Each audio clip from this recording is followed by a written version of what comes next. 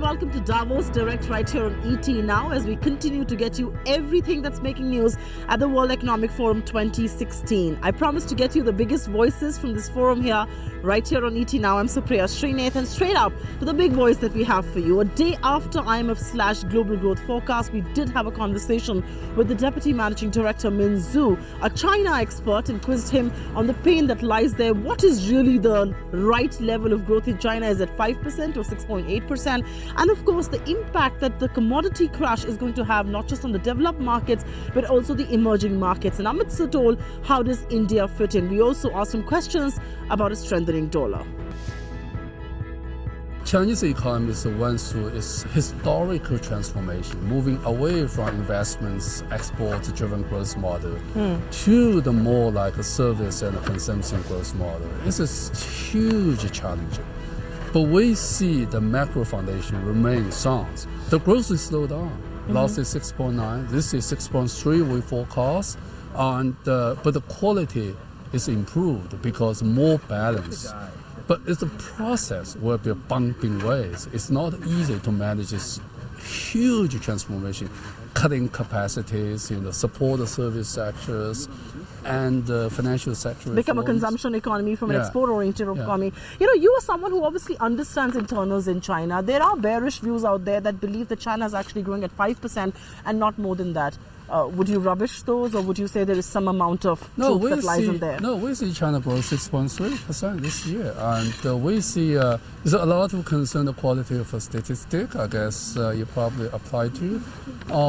We see the national account has been improved dramatically and in line with international standards. So we think it's a solid 6.3%. The one thing that's a talking point in Davos is the big debt that China has, about $25 trillion, which is about 240% debt to GDP. The question is that there are a lot of global banks that have a lot of exposure to China, and which is why the West is beginning to worry about what happens there. No, in China also, the corporate sector debt is a concern. I think the central government debt is relatively slow, roughly 35%. It's way low. The local government debt is another around 38%, but they have a lot of assets because this is investments. That's it's right. not for the service, pension, or whatever things. So there's a lot of assets against the government debt. But the corporate debt is way high. So that's a reason the government is committed to do the SOE structural reforms to cut the capacity and reduce the debt. I think that's the key issue for China to move forward. How do you see the future of yuan? I mean, there has been some depreciation. People expect another 5 to 10% depreciation coming. Do you expect more depreciation? And what is the future? Will yuan emerge as a stronger currency? Can it challenge the dollar dominance that the world is witnessing? Well, yen in the process of internationalization, more and more countries use yen as a reserve currency, as a trade currency now. And also, we just made a decision, including RMB or yen you mentioned, into the SDR basket. I think that bring yen into the official sector. I think that's the very important issues. But on the exchange rate, the yen is moving into the manage the floating exchange rate regime now. Understand this point is very important. That means yen is more or less is based on the market now. So when market move, the RMB exchange rates will move as well. That's a huge difference. Before, RMB is very much pegging to the dollar, That's right. always on the appreciating side. Now the RMB will move along with the market. Right. When market move, RMB will move. So clearly, they will have a volatility. So 2 quick last questions. The first question, of course, has to be on commodity crash that the world is witnessing. Some amount of that is due to the China trigger, but some amount of it also has to do with the fact that crude oil is testing levels of $30 a barrel in the emerging market. How do you see this pan out? I mean, India is a net importer of oil, so yes, we stand to gain, but look at what's happening with economies in Brazil and Russia.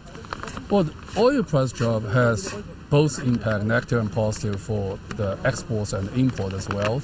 For the oil producer, I think the $30 oil is a really big issue because the fiscal a balancing for the oil price for many countries need 70 even to like $100 per barrel to balance the fiscal need.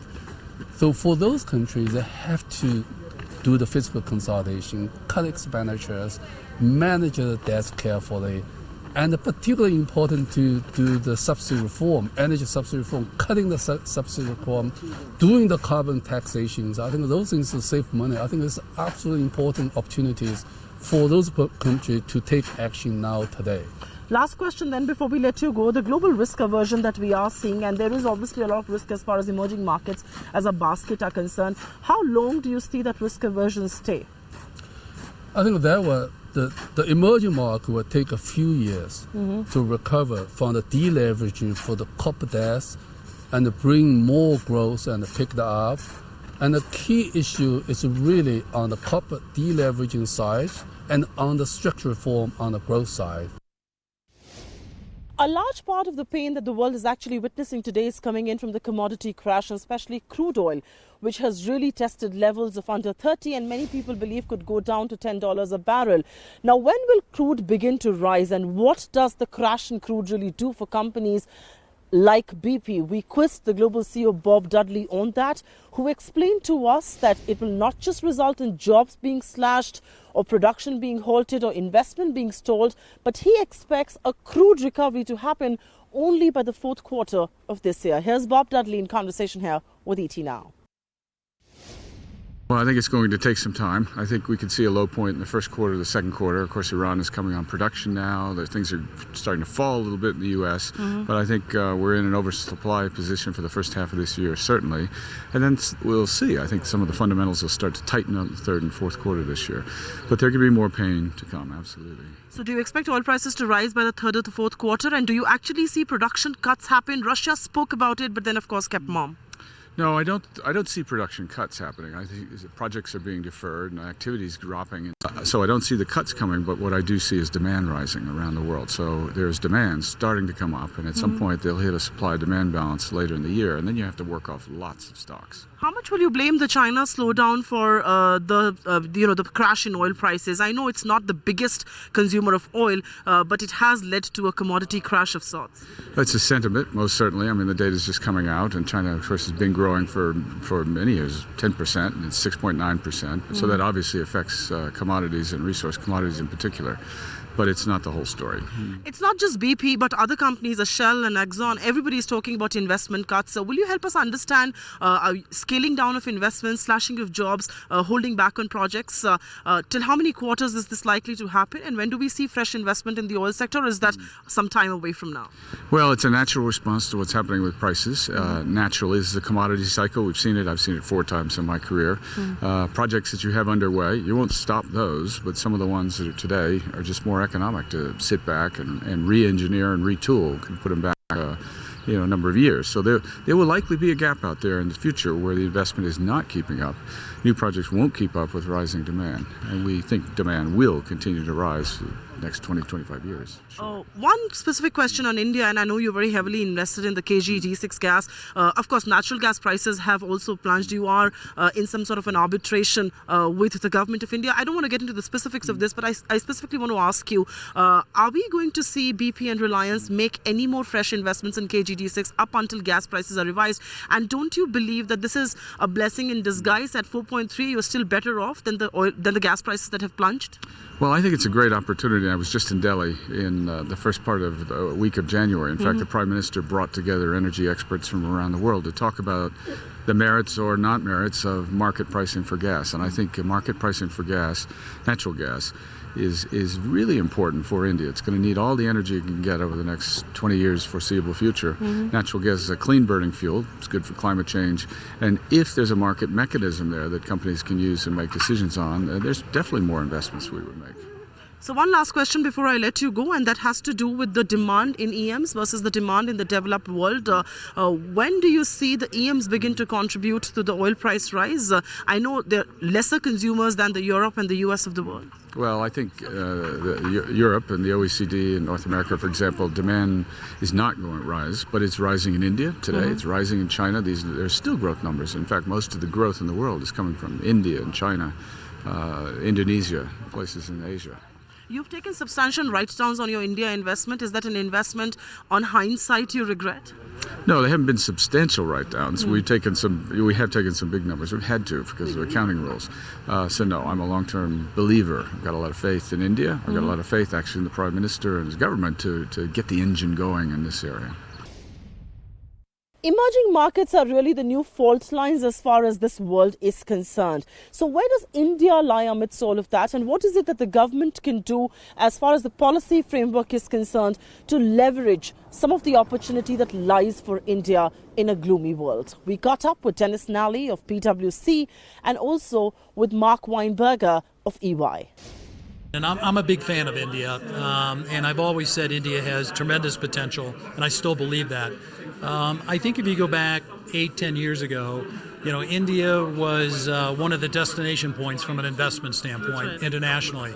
I think with the hope, aspiration that many of the reforms that we've all talked about would actually get implemented in India. And I think the international community got extremely frustrated with the lack of speed, progress in implementing those reforms. And so you see more of a cautionary view, a cautionary perspective that's really taken hold there from an international standpoint. Now, obviously, to your point, when you turn it around and say, how do the Indian CEOs feel? They're pretty encouraged about, what they see with the Modi government, the types of things that are being talked about, the reforms that have actually been, implemented already. So I think you have to wait and see, and hopefully 12 months from now, you'll start to see more of a connection with confidence as well as investment. Well, India right now, we had 12,000 people in 2012. We now have 27,000 people, so more than 1 in every 10 people at EY is in India. We did a survey and asked investors to look out over the next 3 years, and India has the #1 foreign direct investment country prediction today. Lots of reasons for it. Prime Minister Modi's reforms, they're coming slower than people think. There's lots of concern about that for sure. But relative to the rest of the world, the political stability, the economic stability, there's going to be 500 million workers by 2020 in 2025 in India. I think there's, hope, as well as realistically saying when you're putting another dollar somewhere in the world, the risks are everywhere. India is less risky right now than many other places. So I think it's still going to be a prime target for investment.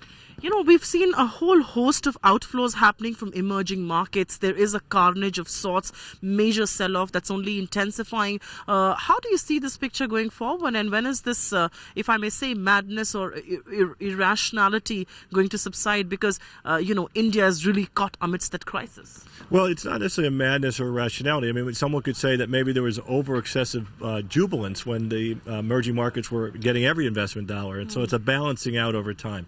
The issue is clearly the U.S. dollar, and as it strengthens, the currencies are coming to hurt negatively the investments in these emerging markets, and the capital is coming out. There's no doubt about it.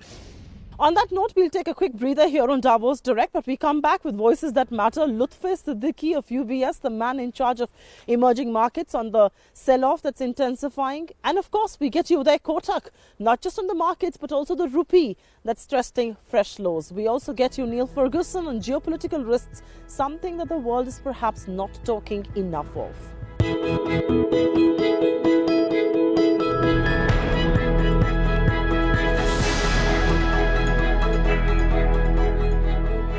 Welcome back. You're still watching Davos Direct right here on ET Now. As investors begin to hit the panic button and begin to sell off from emerging markets, this is a voice that matters. Lutfey Siddiqi of UBS, the man in charge of emerging markets, believes that the repercussions that China will have on economies all around the world are going to be huge. He also did speak to me about the global risk aversion on emerging markets as a basket. How long can India withstand the outflows? And of course, what is it that the government needs to do to attract the funds in India? He's the man who invests, and which is why it's an opinion that counts. So if you zoom out of the typical markets horizon and talk about the theme of Davos this year, which is the fourth industrial revolution, that's right. There's clearly something massively structural going on. And we believe that on the margin, the fourth industrial revolution would benefit developed markets more than emerging markets. And at the risk of oversimplifying it, What that means is that low-cost labor doesn't provide an economy as much of a relative advantage as it used to do in the past. And there are things that can be done about it, but that is, in the backdrop, a structural headwind for emerging markets. From a market's point of view, the immediate question is, and again, emerging markets is a mixed bag, different countries have different profiles, but one way of looking at it is that if you as an emerging economy are selling into China or any economy where they're not buying as much as they used to, so that determines your earnings. That's right. And are you borrowing in US dollars, and US rates are about to go up?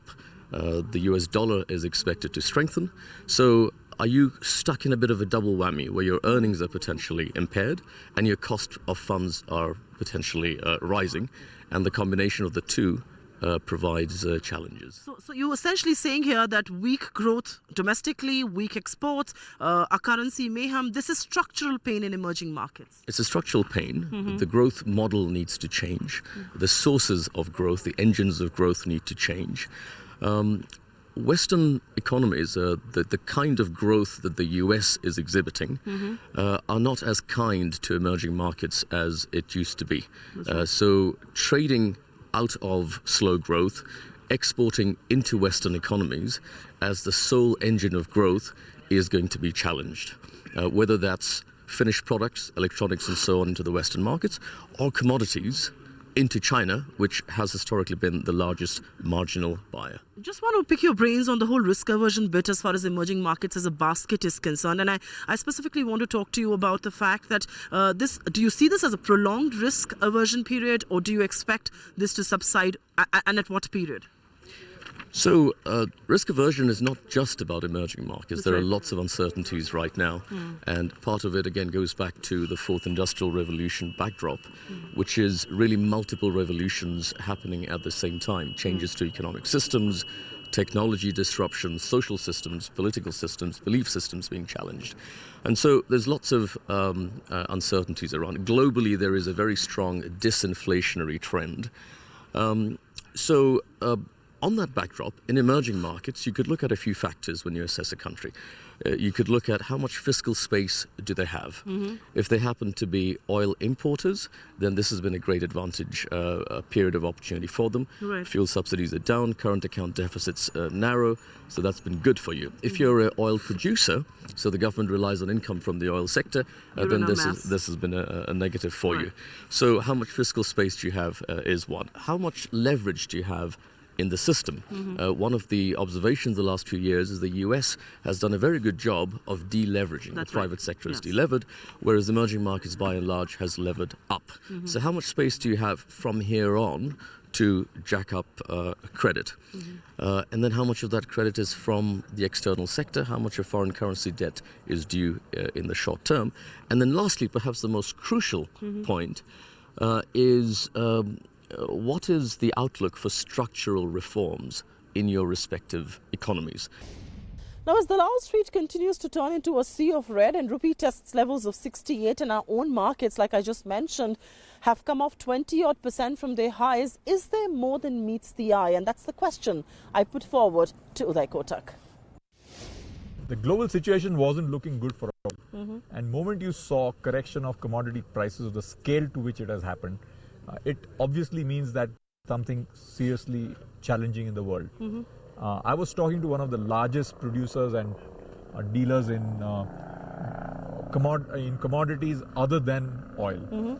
And he said 50% of the global commodity demand comes from China. And that's slowing down like crazy. Combine that with excess oil production and all that. So this is a commodity-led downturn, a China-pressured downturn, excessively optimistic view about the US having a strong rebound, which I think is being questioned again. So you have a pretty rocky world. And in that context, frankly, I think India, we're not looking so bad. We're just getting too anxious. You know, I'm glad you mentioned China, and let me ask you a very contra question, you know, because you are somebody who has contra calls. Can we blame it all on the Chinese jitters? Can we blame the entire crash? I mean, look at what has happened with the markets. They're down 20% from their highs. The rupee is testing levels of 68. Is there more than meets the eye other than China? No, I think the fact of the matter is the world is a very rocky place, okay, and geopolitics is playing out. So there are lots of factors and confluence of those factors at the same time. Therefore, India actually has one of the best relative positions in this world, and we should not get excessively worried by this short-term volatility. Doing the right things and looking through this storm. I will speak to you about doing the right things, and I will also speak to you about the US in just a bit. But let me ask you, we've been speaking here for the last, 5 years now. Does 2016 January seem some bit like 2013? I think it probably looks more like 2007-8. Oh, it does? In Davos. And I'm not saying about that you're going to see a global financial crisis by any sense, but the kind of mood you're getting in Davos is pretty bearish. You know, the rupee kind of held its own for a while, and then of course it's begun to depreciate, and today I think it's tested levels of 68. How much more depreciation are you expecting for the currency? See, currency, you got to divide between fundamentals and technicals. In the short run, if global sovereign funds, they will sell out in the world. When that happens, there is a technical pressure on all global currencies, and India is no exception. So on a $250 billion portfolio, a 5 to 10% outflow is not all that something. It's not something that you lose sleep over. And when the money came in, we liked it. And so, this is not we'll going have to out. bear the brunt of what's and this going is not on. necessarily about fundamentals. This is purely about technicals. You know, is volatility the new normal? And is 2016 teaching us that lesson? And also the question that I would want to add to that is India resilient enough to handle this volatility that the world is throwing at us? See, let's be very clear. Volatility is a nice word for saying the markets are going down. The fact of the matter is markets are directionally down. So volatility is a good euphemism for markets which are getting bearish. You're trying to optimize what is perhaps exactly. The reality is markets are bearish. Global asset prices are deflating. There is an issue about global demand, as a result of which there is softening of all commodity prices. There is risk of capital outflows, and in that context, India had a current account deficit of about 1%, inflation under control. Hopefully, Mr. Jaitley will keep the fiscal deficit in reasonable control. I mean, India looks much more comfortable, but the danger is we should not get too comfortable. And it always happens. We get complacent. We take our foot off the pedal. I'm just going to talk to you about risks of that. But in your conversation with global leaders, and I know you've been meeting a whole host of them here, is the risk of sentiment here to stay? I am pretty bearish 6 months. You know, you talk about... And bullish 5 years. You're bullish 5 years, bearish 6 months. So the pain is here to stay. You know, you spoke about the fact that outflows is technical. This has nothing to do with the fundamental issues. Sovereign wealth funds want the money back home. It is going to go. The larger question, though, is are you a little less worried about the macroeconomic situation in India, whether it's a fiscal deficit, whether it's current account that you mentioned? Of course, growth continues to be a sore thumb, and it sticks out. It's not going to breach levels of 7%. But are you a little less worried about macroeconomy? Supriya, when you get a bonanza of $70 to $80 billion, it is very comforting and can effectively hide a lot of our follies and pain. Okay, do you believe the government has been able to leverage that bonanza enough? I think one of the good things that the government has done is levy appropriate taxes and take it into the fiscs, so that, God forbid, if there's a turnaround in the oil cycle, they don't have to go and increase prices for consumers dramatically. My next guest, Niall Ferguson, is a contrarian. He, for one, does not believe in the economic transformation of the Chinese economy. He also believes Middle East is going to roil the world. He believes US is too involved in its own matters, and which is why it's causing problems elsewhere. He wants US to almost police the world. Niall Ferguson also believes that it's the geopolitical matters that are going to determine not just Indian economy, but global economy going forward. Well, we're in the grip of powerful deflationary forces right across commodity markets, most obviously oil. A major reason for this, though by no means the only reason, is the China slowdown. I'm skeptical about the official growth number. I think it's quite a bit lower than 6.8%. And there are serious financial issues in China that probably worry me most, particularly with respect to the Chinese currency. If China does a significant depreciation this year, that's going to have big knock-on effects for other emerging markets. You know, you're somebody who's not a big believer in what China is trying to do. You do not believe they can go out there and transform the economy. Why are you a skeptic here? Well, I don't want to be too negative. After all, what's been achieved since 1978 in China is the economic miracle of economic miracles. That's right. But they are now facing some very major challenges. Economically, the transition from an export-led, manufacturing-based economy to one that is more service-dominated and consumer-led is a very difficult thing to pull off. And politically, they are a one-party state in the midst of a massive purge, which goes by the name of an anti-corruption campaign. And that creates all sorts of internal resistance. A lot of people are having their golden goose taken away as this anti-corruption campaign continues. So there's political instability to consider as well. I think China's slowdown was inevitable, but I think we all underestimated what its global ramifications would be because we kind of forgot that it's now the second largest economy in the world, and so it matters a whole lot. Absolutely. Let me just turn focus now and talk to you about the US economy. And you believe that the US economy is indeed on an uptick, but you believe it is US is not playing the role that it did play in global economy some years back, and which is why we are seeing repercussions of that. You want to expound upon that, because you almost seem to suggest here that the US should police the world. Well, the United States has been the dominant force in the world since World War II. And although President Obama wanted to dial down the American role as global policeman, somebody's got to play that role, because it's a pretty dangerous world. And I hardly need to tell an Indian audience that. I mean, the Muslim world, stretching right the way across from Pakistan and Afghanistan to the furthest west of North Africa, is in turmoil. And that turmoil shows no sign of diminishing. If anything, it's going to increase. That's it then. It's a wrap here on Davos Direct. Thank you very much for being with us. We continue to get to you voices that matter, opinions that count, and everything else that's making news right here at the World Economic Forum 2016. Stay tuned to ED Now.